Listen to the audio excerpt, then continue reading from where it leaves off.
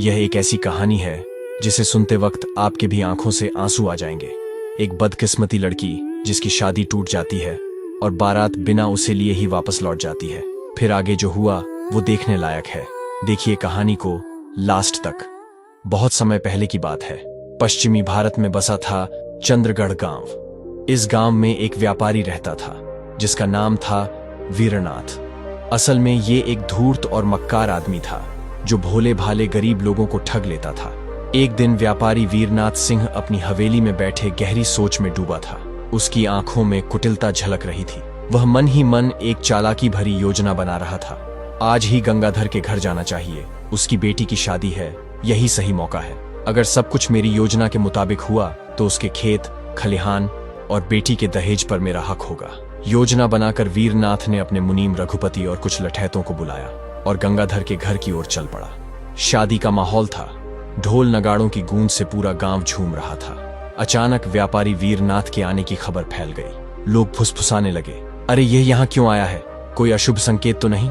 गंगाधर घबराया हुआ दौड़ता हुआ दरवाजे तक पहुंचा और हाथ जोड़कर बोला, धन्य है सेठ जी जो इस शुभ अवसर पर मेरे घर पधारे।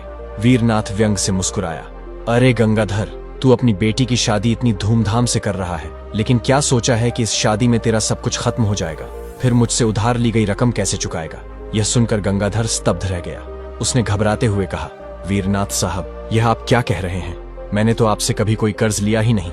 वीरनाथ ठहाका लगाकर बोला, वाह, अब काम निकल जाने के बाद रंग बदल रहा है। क्या तुझे याद नहीं, आज से 5 साल पहले तूने मुझसे सोने की अशर्फियां उधार ली थी? गंगाधर ने दृढ़ता से कहा, नहीं सेठ जी, मैंने आपसे कभी कुछ नहीं लिया। वीरनाथ ने अपने मुनीम रघुपति को इशारा किया, मुनीम जी खाता खोलो और सबको दिखाओ। रघुपति ने झटपट खाता खोला और एक पन्ना वीरनाथ को दिखाया। फिर पास खड़े नौजवान से कहा गया, बेटा इसे पढ़कर सुनाओ। नौजवान ने पढ़ना शुरू किया, मैं गंगाधर निवासी चंद्रगढ़ अपने पूरे होश हवास में यह स्वीकार करता हूं कि मैंने व्यापारी वीरनाथ से 50 सोने की अशर्फियां उधार ली हैं। यह कर्ज मैं 6 महीने के भीतर ब्याज सहित चुका दूंगा। यदि नहीं चुका सका तो मेरे खेत और खलिहान व्यापारी वीरनाथ साहब के हो जाएंगे। गंगाधर स्तब्ध रह गया। वह गुस्से में चीख पड़ा, नहीं, यह सब झूठ है। वीरनाथ ने कटाक्ष किया, तो क्या इस पन्ने पर तेरा नाम और तेरा अंगूठे का निशान भी झूठा है? गंगाधर व्याकुल होकर बोला, इसका क्या सबूत है कि यह निशान मेरा ही है? वीरनाथ ठहाका मारकर हंसा, मुझे पता था तू यही कहेगा, इसलिए मैं कोतवाल सूरजमल को भी लाया हूं। कोतवाल ने कागज को ध्यान से देखा और कहा, गंगाधर, अभी इसी वक्त इस पन्ने पर दोबारा अंगूठे का निशान लगा, मैं मिलान करके देखूंगा। लाचार गंगाधर ने कांपते हाथों से निशान लगा दिया। कोतवाल ने दोनों निशानों को देखा और सख्त लहजे में कहा, दोनों निशान एक ही व्यक्ति के हैं, यानी ये कर्जनामा असली है। भीड़ में फुसफुसाहट शुरू हो गई। अब तो गंगाधर फंस गया। वीरनाथ अंदर ही अंदर मुस्कुरा रहा था। उसकी योजना सफल हो चुकी थी। उसने मन ही मन सोचा, बेचारा गंगाधर, इसे क्या पता कि होली के दिन जब यह मेरी हवेली में भांग के नशे में नाच रहा था, तब मैंने ही इसे बहला फुसलाकर इस पन्ने पर अंगूठे का निशान लगवा लिया था।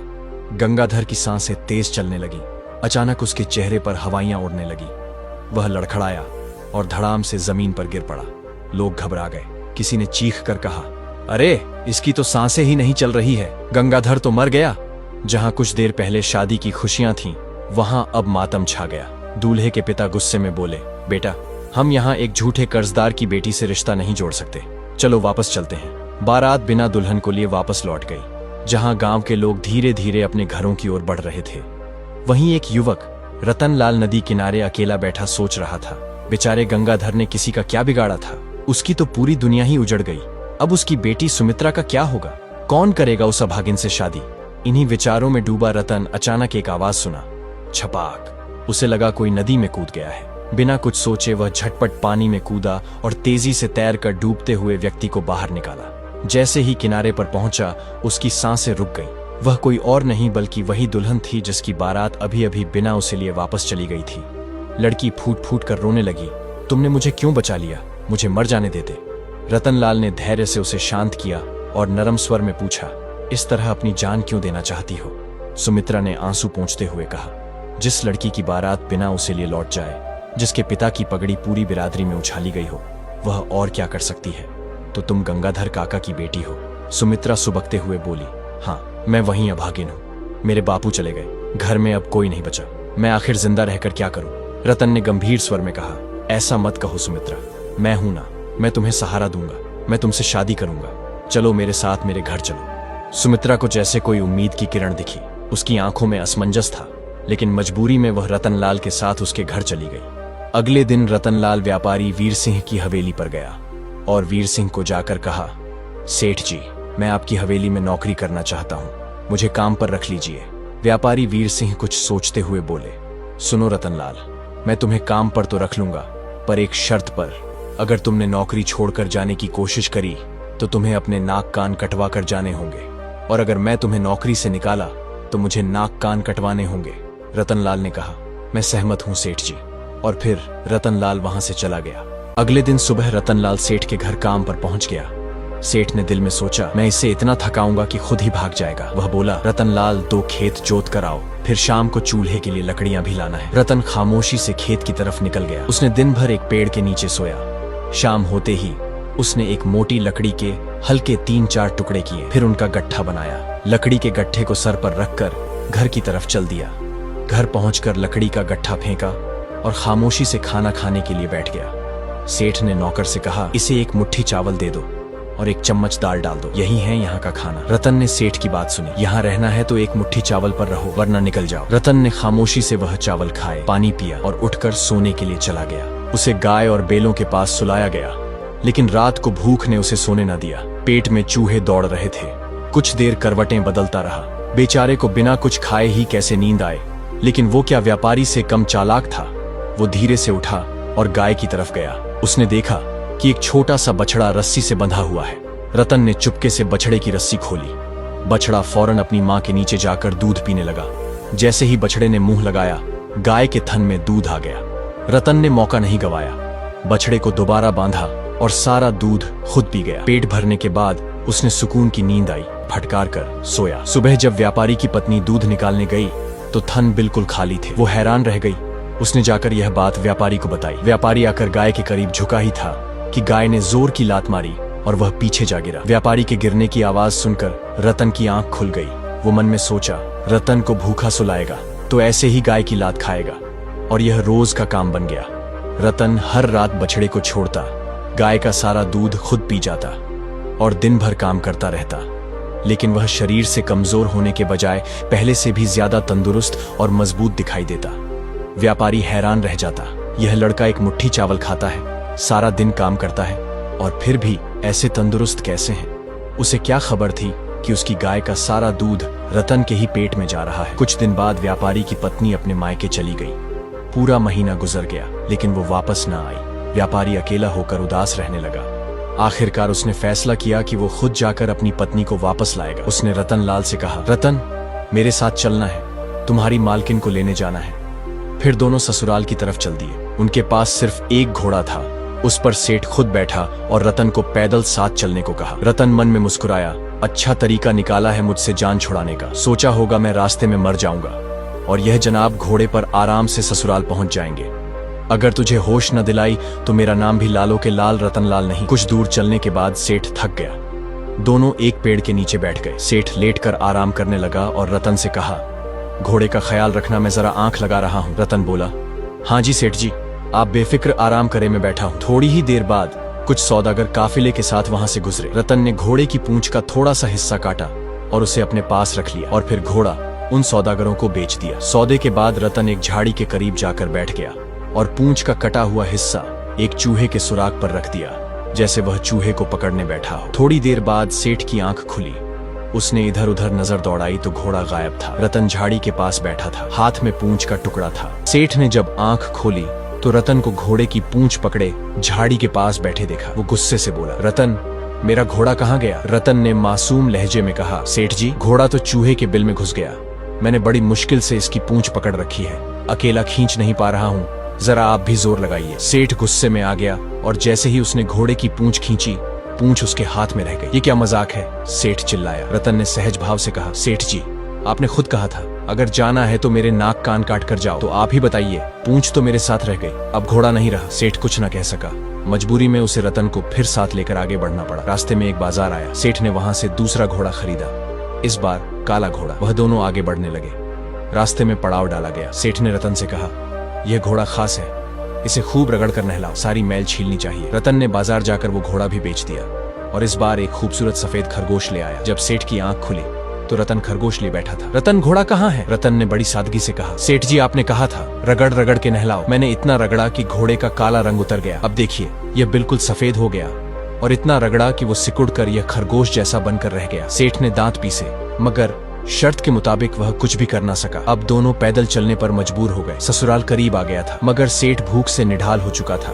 सारी रकम घोड़ों पर खर्च हो चुकी थी और खाने पीने का सामान भी खत्म हो चुका था। सेठ एक पेड़ के नीचे बैठा और रतन से कहा, रतन जा मेरे ससुराल खबर दे आ कि आपका दामाद आ रहा है। वो लोग खुश होकर मेरे लिए खाने पीने का इंतजाम करेंगे। रतन रवाना हुआ। उसे गफलेबाजी करने का एक और मौका मिल चुका था। रतन जैसे ही वह सेठ के ससुराल पहुंचा तो उसने अपना परिचय देकर सेठ के आगमन की खबर दिया। सेठ की सास ने फिक्रमंदी से पूछा, बेटा हमारे दामाद जी तबीयत से अच्छे तो हैं? रतन ने सादगी से जवाब दिया, नहीं, उनका वक्त ठीक नहीं है। आपके दामाद जी को सख्त पेट की खराबी हो गई है। रतन को जब सेठ के साथ ससुराल जाना पड़ा तो रास्ते भर सेठ ने उसे सताने का कोई मौका न छोड़ा मगर रतन ने हर बार अक्ल, सब्र और हाजिर दिमागी से उसे नाकाम कर दिया। वो कभी घोड़ा बेचकर उसकी पूंछ चूहे के बिल में फंसाकर बहाना बनाता तो कभी खच्चर के बदले खरगोश लाकर सेठ को थमा देता। लेकिन सेठ शर्त के मुताबिक कुछ न कर सकता। उसे कर्मों का फल तो मिलना ही था। अब सुनो आगे की कहानी। जब दोनों ससुराल पहुंचे तो रतन ने वहां भी चालाकी दिखाई। सेठ के नाम पर खिचड़ी और अपने लिए खीर, पूरी, हलवा और रायता तैयार करवा लिया। सेठ को गुस्सा तो बहुत आया मगर बोल कुछ ना सका क्योंकि अपना किया कभी माफ नहीं करता। रात को दोनों की चारपाइयां छत पर लग गई। रतन मजे से खर्राटे मारकर सो गया मगर बेचारा सेठ भूखा करवटें बदलता रहा। जब सेठ को नींद नहीं आई तो उसने रतन को जगाकर कहा, यार तूने तो खीर पूरी खाकर खर्राटे ले लिए, मैं यहाँ भूखा प्यासा मरा जा रहा हूँ। तो रतन ने चुपके से एक तरकीब सोची। छत में पुराना धमला था यानी एक सुराख जो पहले जमाने में गेहूं या मक्की नीचे गिराने के लिए इस्तेमाल होता था। रतन ने सेठ की कमर में रस्सी बांधी और कहा, सेठ जी नीचे रसोई में पकवान पड़े हैं, आप जाइए खा लीजिए और जब पेट भर जाए तो रस्सी हिलाकर मुझे जगा दीजिए, मैं आपको ऊपर खींच लूंगा। सेठ बेहद खुश हुआ। वह फौरन नीचे उतर गया और हलवा पूरी पर ऐसे टूट पड़ा जैसे बरसों से भूखा हो। खा पीकर जब पेट भरा तो सेठ ने रस्सी को हिलाकर धीरे से आवाज दी, रतन अब मुझे ऊपर खींच लो। जब रामू का बेटा रतन सेठ गंगाधर के साथ ससुराल पहुंचा तो उसने एक एक करके अपनी योजना, अकल और हाजिर दिमागी से वह सब सबक सिखाए जो बरसों पहले सेठ ने रामू को जलील करके सताए थे। रात को रतन ने चालाकी से सेठ को रस्सी बांधकर धमला के जरिए रसोई में उतार दिया ताकि वह जाकर पेट भरकर खा ले मगर फिर खुद रतन खर्राटे लेते लेते गहरी नींद में चला गया। अब नीचे सेठ खा पीकर तैयार बैठा था। आहिस्ता आहिस्ता आवाजें दे रहा था, अरे रतन, ओ रतन, खींच खींच मुझे ऊपर खींच। मगर रतन बेखबर था। इधर सेठ की सांस पानी पीने आई। दरवाजे के पास आई तो अंदर से आवाजें सुनी, खींच खींच जल्दी खींच। बेचारी घबरा गई, भागकर सेठ के ससुर को जगाई। अरे जी, रसोई में कोई जिन या भूत आ गया है जो बार बार कह रहा है, खींच खींच जल्दी खींच। बूढ़े ससुर ने फौरन बेटे, दामाद और हमसाए जमा किए और सब रसोई के दरवाजे पर कान लगाए खड़े हो गए। अंदर से आवाजें आ रही थी, अरे रतन, मरवाएगा क्या, जल्दी खींच। तब तक रतन जाग गया। जल्दी से रस्सी खींचकर सेठ को ऊपर खींच लिया। जब तक ससुर ने दरवाजा खोला सेठ वापस छत पर पहुंच चुका था। नीचे रसोई खाली देखकर सब हैरान होकर अपने कमरों में वापस चले गए। लेकिन किस्मत तो कुछ और ही लिख चुकी थी। रतन की गफलेबाजी अभी कहाँ रुकी थी। रात के आखिरी पहर सेठ के पेट में मरोड़ा चलना शुरू हो गया। उसने रतन को फिर से जगाया, उठ मेरे साथ खेतों तक चल, बहुत जोर से दबाव लग रहा है, शायद पेट खराब हो गया है। रतन आधी नींद में बोला, सेठ जी बाहर जाने की क्या जरूरत है, यहाँ पास एक मिट्टी की हांडी रखी है, उसमें ही काम निपटा लीजिए, सुबह मैं चुपके से ले जाकर फेंक आऊंगा। अब भला सेठ करे तो क्या, मजबूरी थी, दबाव से मारता क्या ना करता। बेचारा सेठ हांडी में ही काम निपटा लिया। जब सेठ का पेट खाली हो गया तो वह भी गहरी नींद में सो गया। सुबह जल्दी आंख खुली तो सेठ ने रतन को जगाया, उठ जल्दी, यह हांडी बाहर फेंक कर आ, वरना लोग देख लेंगे तो मेरी इज्जत खाक में मिल जाएगी। मगर रतन तो खर्राटे मार रहा था। सेठ ने उसे खूब हिलाया मगर कोई फायदा ना हुआ। सेठ ने आखिरी फैसला लिया। उसने चादर ओढ़ी, हांडी को सिर पर रखा और दबे कदम सीढ़ियां उतरने लगा। जैसे ही आंगन में पहुंचा क्या देखता है, ससुर भैंसों को चारा डाल रहा है। सेठ नजरें चुराकर जल्दी से दरवाजे की तरफ बढ़ा मगर रतन की आखिरी चाल, यह सब रतन छत से देख रहा था, मौके का इंतजार कर रहा था। जल्दी से करीब रखी एक लकड़ी की मोटी लाठी उठाई, दबे पांव नीचे उतरा और पीछे से सेठ पर हमला आवर होने के लिए तैयार हो गया। जैसे ही सेठ चादर ओढ़कर सिर पर हांडी रखे जंगल की तरफ जा रहा था ताकि अपनी इज्जत बचा सके, रतन ने फौरन पूरे गांव में शोर मचा दिया। चोर चोर, अरे देखो, सिर पर हांडी लेकर चादर ओढ़े जा रहा है चोर। कुछ लोग जो सुबह सवेरे भैंसों को चारा देने जाग चुके थे, जल्दी से डंडे और लाठियां लेकर आवाज की तरफ दौड़ पड़े। उन्होंने दूर से सेठ को देखा, चादर ओढ़े हांडी उठाए जा रहा था। बस यही है चोर। और फिर दे दनादन सेठ पर लाठियां बरसने लगी। कोई हाथ मार रहा था। वो बेहोशी में चिल्ला रहा था, अरे मैं चोर नहीं हूँ, मैं सेठ गंगाधर हूँ। मगर किसी ने उसकी बात पर ध्यान नहीं दिया। इसी शोर शराबे में सेठ के ससुराल वाले भी आ पहुंचे। सबके हाथों में लाठियां थीं। तब रतन ने एक आखिरी बात कहकर तमाशा मुकम्मल कर दिया, अरे सब लोग तो यहाँ हैं, पर हमारे सेठ जी कहाँ गए? सब चौंक गए। हाँ वाकई, दामाद जी तो शोर सुनते ही गायब हो गए। आखिर कहाँ है? जब उन्होंने चादर खींच कर देखा तो सामने खुद उनका दामाद बैठा था, चेहरा शर्मिंदगी से झुका हुआ, जिस्म नीला पड़ा और सिर पर हांडी और हांडी में हलवा। पूरी महफिल में हंसी गूंज उठी। हंसी का तूफान था। सेठ शर्म से पानी पानी हो चुका था। इज्जत, गुरूर और रुतबा सब मिट्टी में मिल चुका था। सेठ का पछतावा रतन की जीत हो रही थी। सास ससुर ने दामाद को घर के अंदर ले जाकर दूसरे कपड़े पहनने को दिए। सेठ की पत्नी को भी साथ किया गया और सबने सेठ के साथ उसकी पत्नी को विदा किया। जब सेठ और रतन घर पहुंचे तो रतन ने कहा, सेठ जी, आपकी हांडी पर जो पहली लाठी पड़ी थी वो मैंने ही मारी थी, और जो चोर चोर चिल्लाया था वह भी मैं ही था। सेठ ने चौंक कर पूछा, रतन लाल, तुम्हें ये सब करके क्या मिला? आखिर तुमने ये सब क्यों किया? रतन ने कहा, मुझे वही मिला जो तुम्हें गंगाधर को बेइज्जत कर उसके खेत खलिहानों को हड़प कर मिला था। बेचारी सुमित्रा की शादी तुड़वा कर मिला था। यह सुनकर सेठ की आंखों से आंसू आ गए और वह कांपती आवाज में बोला, रतन लाल, मुझे माफ कर दो, मैं अब आगे से किसी भी गरीब को नहीं सताऊंगा। मुझे माफ कर दो और तुम यहां से नौकरी छोड़कर जाओ और मेरा पीछा छोड़ो। रतन लाल ने मुस्कुराते हुए कहा, सेठ जी, क्या आप भूल गए कि आपको इसके लिए नाक कान कटवाने पड़ेंगे?